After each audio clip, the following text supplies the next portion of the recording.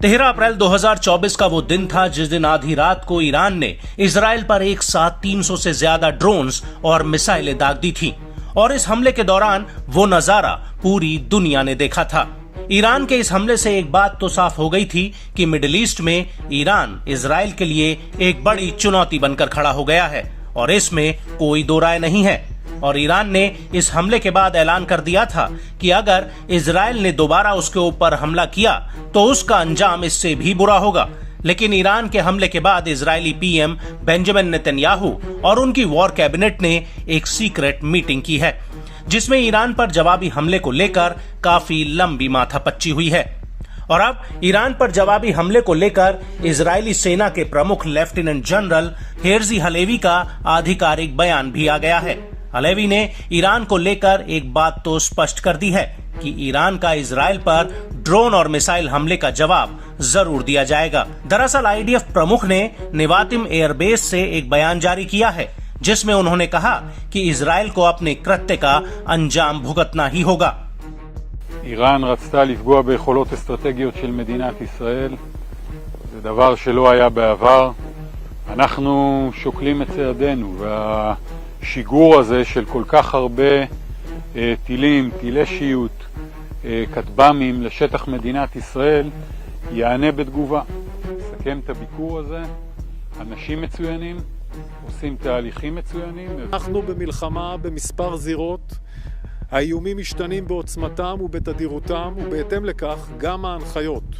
ושיתוף פעולה חסר תקדים בקואליציה בהובלת ארצות הברית, בריטניה, צרפת ומדינות נוספות, שהיא בפני עצמו הישג אסטרטגי גדול. במזרח התיכון נמנעה התקיפה האיראנית וסוכלה, למעט החדירה פה שהייתה בבסיס נבטים. אני חושב שלאור הדבר הזה, מרחב האפשרויות העומדות בפני מדינת ישראל רחב יותר וגדול יותר, ועדיין אנחנו צריכים לעשות, כפי שאמר הרמטכ"ל, ונעשה כל מה שנחוץ על מנת להגן על מדינת ישראל, ואנחנו נעשה את זה בעיתוי ובזמן שאנחנו नबखर। आपको बता दें कि जिस एयरबेस से इजरायली सेना के प्रमुख ने ये बयान जारी किया है, इजराइल के अनुसार उसी एयरबेस पर 13 अप्रैल 2024 को ईरान की एक मिसाइल आकर गिरी थी जिसमें एयरबेस को मामूली नुकसान हुआ है। वहीं दूसरी तरफ इजराइल के इस ऐलान पर ईरान ने फिर से दहाड़ लगाई है। ईरान के डिप्टी विदेश मंत्री अली बाघेरी कानी ने इजराइल के इस बयान पर कहा कि इजराइल के किसी भी ताजा हमले का जवाब सेकंड्स के भीतर ही दे दिया जाएगा। एक टीवी इंटरव्यू के दौरान कानी ने कहा कि दूसरी गलती दोहराने के मामले में उन्हें और ज्यादा कड़े, तेज और तत्काल हमले की उम्मीद करनी चाहिए। इस बार इजराइल जानता है कि उसके पास 12 दिनों का लंबा समय नहीं होगा। इस बार जो जवाबी हमला होगा वो दिनों या घंटों में नहीं बल्कि वो सेकंडों में होगा।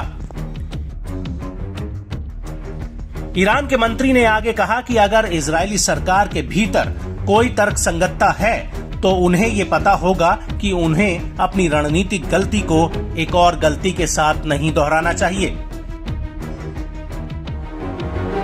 आपको बता दें कि 1 अप्रैल 2024 को सीरिया की राजधानी दमिश्क में ईरानी दूतावास पर एक हवाई हमला हुआ था जिसमें ईरानी ब्रिगेडियर जनरल मोहम्मद रेजा जाहेदी, जो कुद्स फोर्स के हेड थे, और उनके डिप्टी जनरल मोहम्मद हादी हाजी रहीमी की मौत हो गई थी। इस हमले में इजराइल के कुल 7 बड़े सैन्य अधिकारी मारे गए थे। ईरान ने इस हमले का आरोप इजराइल पर लगाया था और बदला लेने की बात कही थी।